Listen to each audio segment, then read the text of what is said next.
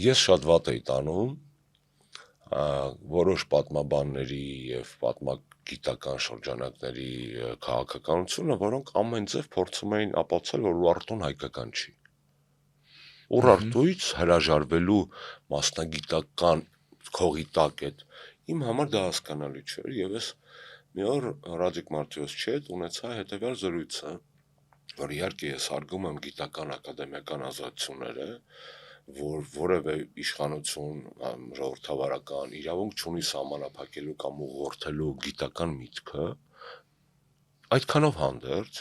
ես որպես պետության ներկայացուցիչ հրաժարվում եմ ֆինանսավորել գիտության գծով այնպիսի ծրագրեր, որոնք տալիս են արդյունք, որը պետական շահերին հակառակ է, կամ արդյունք էլ չի, կամ տանում են արդյունքի, հետև տալիս են արդյունքը,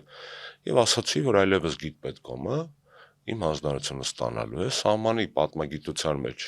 նպատակային գերակայություններ եւ մենակ սրա համար է փող տալու։ Պետությունը սրա համար է տալու։ Ով ուզում է իր խաղերը տա տարբեր լոբիստների եւ սահմանվեցին, այո, սահմանվեցին եւ ես կարող եմ ձեզ ասել, որ դրանից հետո մի 2 տարի ինչքան ես մնացել էի նախարարի պաշտոնում, մենք պետական պատվերով գիտություն չէինք ֆինանսավորում այդ ուղղություններով, որոնք որ պետության նպատակներին հակառակ